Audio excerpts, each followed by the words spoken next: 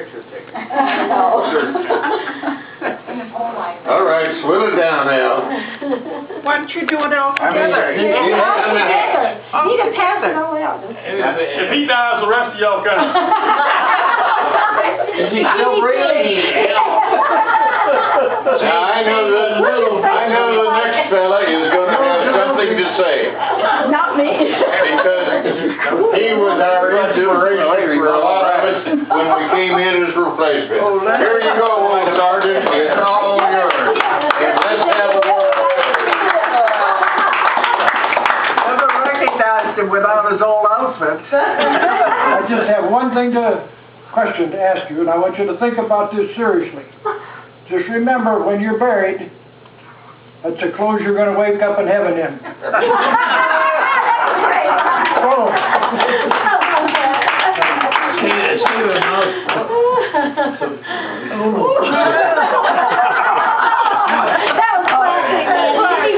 I think it's fitting.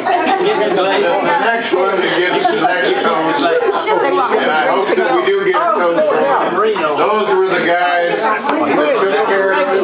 They were up and out of the foxhole while the rest of us were digging to our corpsmen from the United States.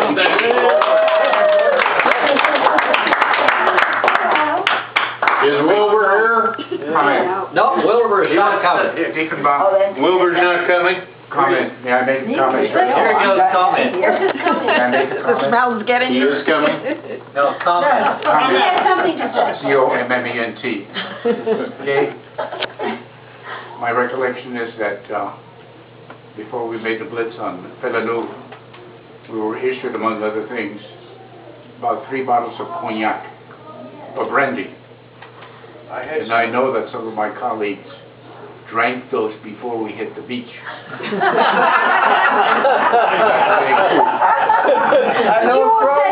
I don't know who you're referring to, but you made me feel guilty. Never made it a show. Temper five. Hoorah!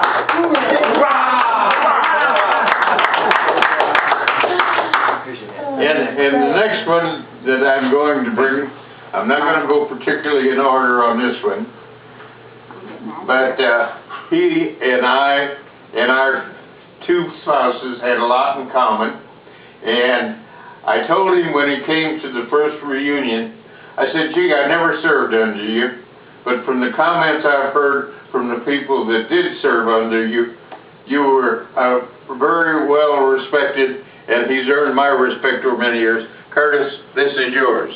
I get it right here. And I think that's the truth. He's back up there sipping his own. As I said before, if I had had the opportunity to select a man for a platoon that I was going to be the platoon leader on, it would have been the men in this platoon. And I appreciate all that all of you have done and what you've meant to us through the years. God bless you.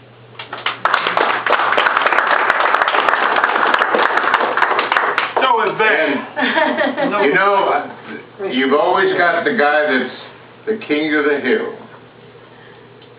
And no one is better of being the king of the hill than those guys that were on our observation post. So that's who our next host is coming from George Pito, our esteemed chairman of all of the start of these reunions, and the one that always directed the fire right on some nip's head. He never missed it. I've talked enough today. I just want to thank everybody for being here and making it a great day.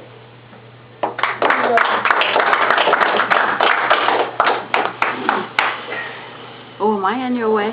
The next one I'm going to have come up with the toast is one that became over as a replacement at the same time that I did, and we both served on the same gun, learning how to be mortarmen on Pavuvu. Bill Michaels. Yes, it is, Bill.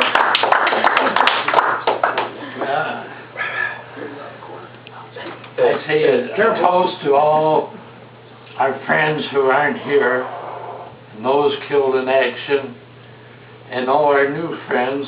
We met here this year, and I thank God every night that I could have the honor of serving with the greatest bunch of guys and under some great lieutenants, starting with Haggerty and down to Curtis Bell. And it's been my honor to serve with all of you.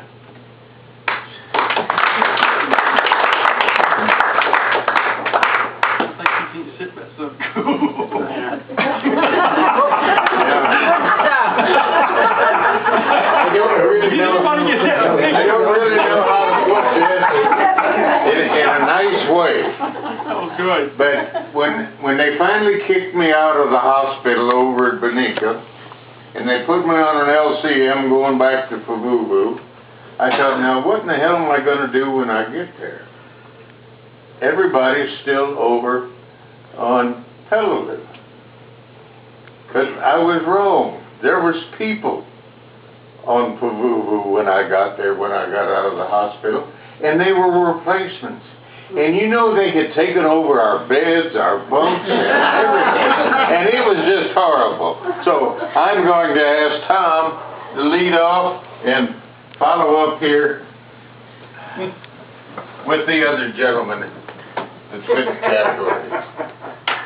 Well, I think every day for computers. I don't use them. But I rely on people who know what they're doing. And thanks to Bill and I don't know, Keel or whoever was with you on that for remembering my name and deciding that maybe I'd like to come to these reunions.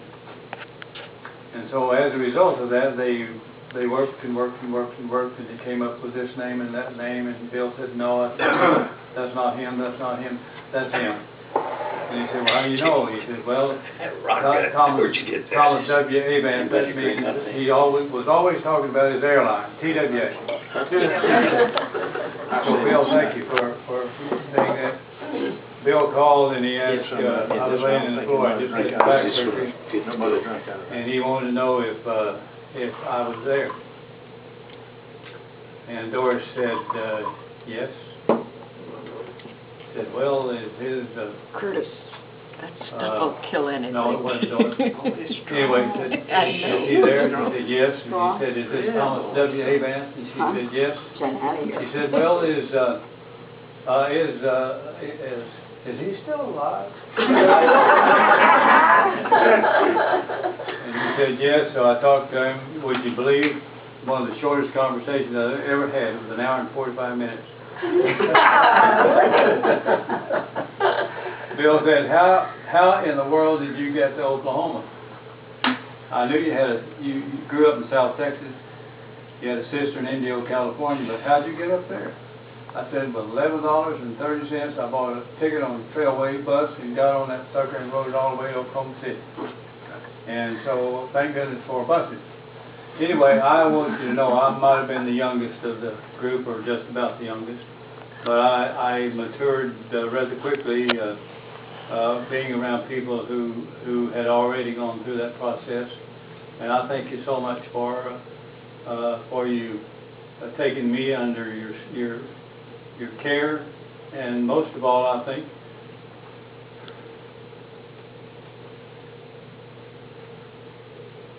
I thank you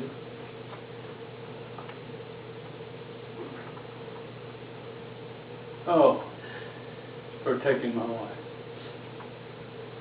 under your care. She loved all the babies and the men. And I apologize one more time, kind of.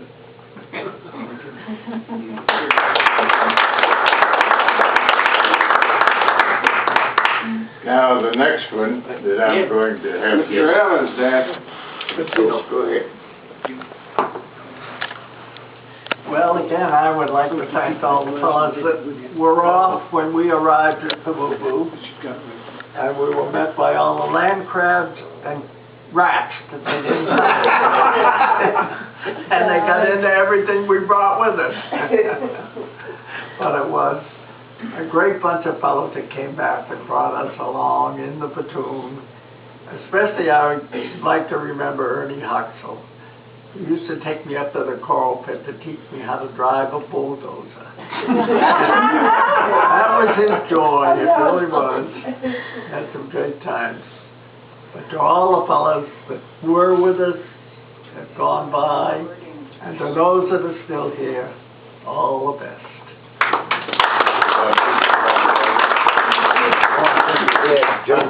Joe Dodge disappeared, he's not around. All right, the next one I'm going to have give a toast really wasn't with us, but he's held us together through thick and thin.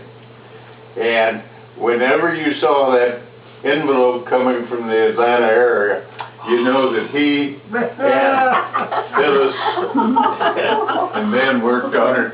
So we'll let you have a toast, and you're one of us. I want you to know that. Thank you very much. Well, when I got the call from Bill Michaels, and he asked if my name was Curtis Bell, and I told him I wasn't, but my dad was, and he said, did he serve in World War II? And I said, yes, he was in the Marine Corps. He also said, is he still alive? I'll tell you, it has been I've heard about you guys. I've heard stories about some of you guys since the time I was 3 or 4, and my dad took me upstairs and tucked me in and told me stories about some of you guys. And I was really excited to meet you guys because I knew that you guys individually won World War II. They didn't really need the A-bomb because you guys had done it. And the friendships that we made here, this is the #1 thing today. The first thing he did was cancel a dove shoot, which he hadn't done during my entire lifetime. I told everybody we won. I said, you did what? And the guys who aren't here, I won't name them all because they're all special. But to get to know you guys and to see those pictures today of those guys who weren't here and the guys who are still here and the ladies who aren't here any longer was a tough thing to watch. But you guys are the heroes. You're all heroes. I had a lot of friends that I told them where I was going, and they said, you tell them all thanks for what they did. And so thank you for everything that you did for the country and for everything that you've done for our family. Can't make a face as good as Bill. Right. God. When they called Al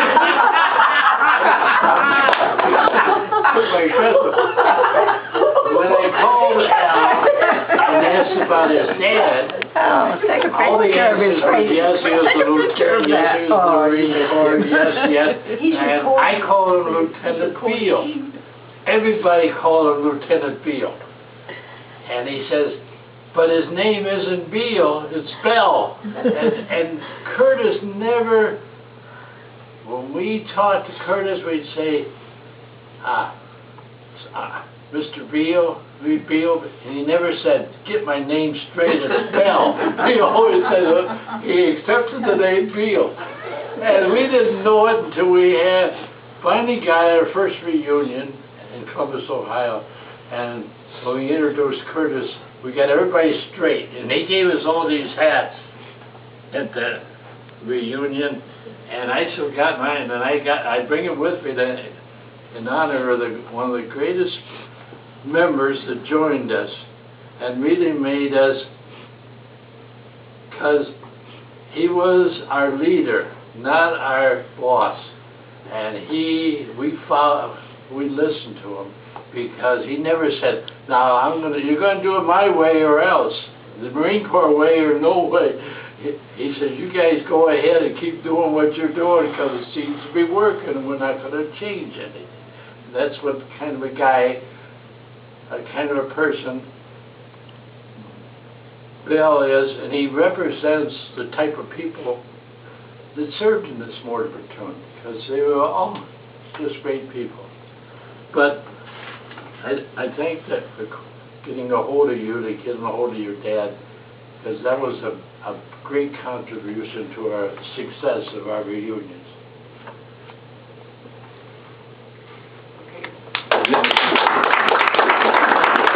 so the next one that wants to give a toast is Gil Selly's wife. And you know, he was a hard worker. He enjoyed the Marine Corps, even though he'd been an MP at one time. We never held that against him, I don't think. Okay.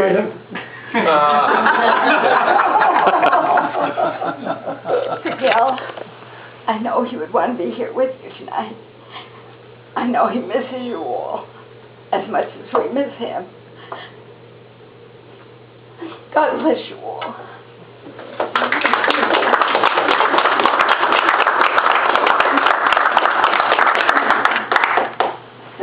And the Throw it back! Throw it back! Throw it back! Throw it back! Way back!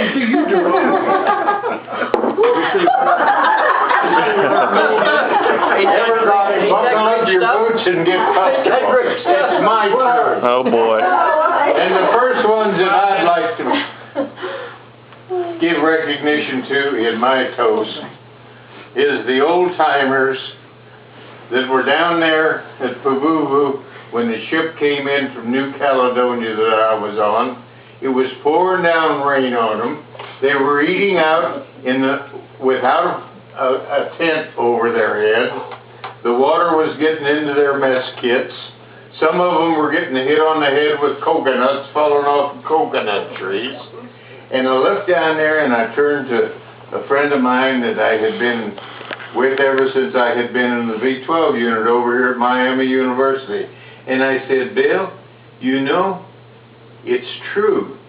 Those son of a guns are turning Asiatic. Look at them, they're yellow. And we knew nothing about Atterbury, that Al and the rest of the corpsmen was throwing down people's throats every morning when they went through the chow line. It was good out for you. So, and the next group that I wanted to pay recognition to are our corpsmen, because they are the best, and we made friends with them, and they took care of us.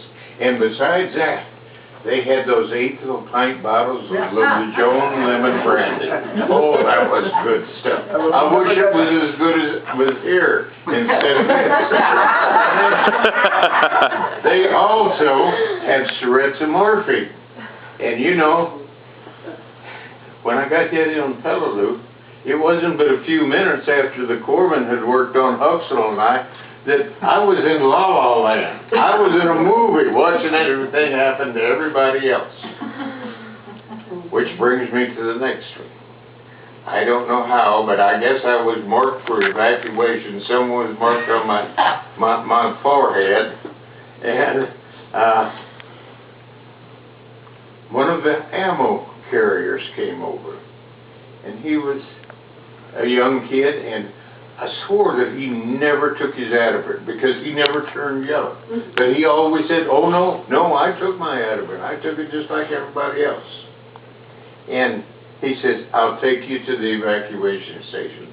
Huxley was already gone. And he threw my one arm around his shoulder and got me up out of the foxhole I was in and took off to the right. We didn't get too far. We didn't get to the evacuation station.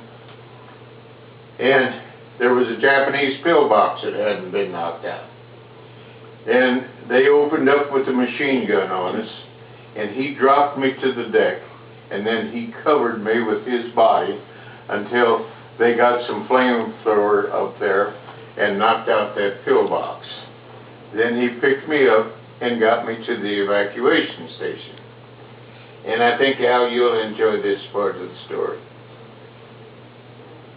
We got there, and the only one that was taking care of any of the wounded was Christofferson. And he was working on everybody, and the corpsmen were working everybody. And here was Kretschmer, bang, bang, bang, at the coconut trees.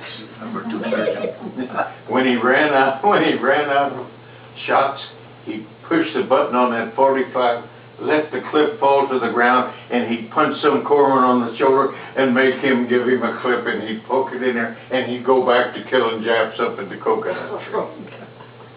Well, when we came in amphibious tractors, because the coral reef completely surrounded Peleliu.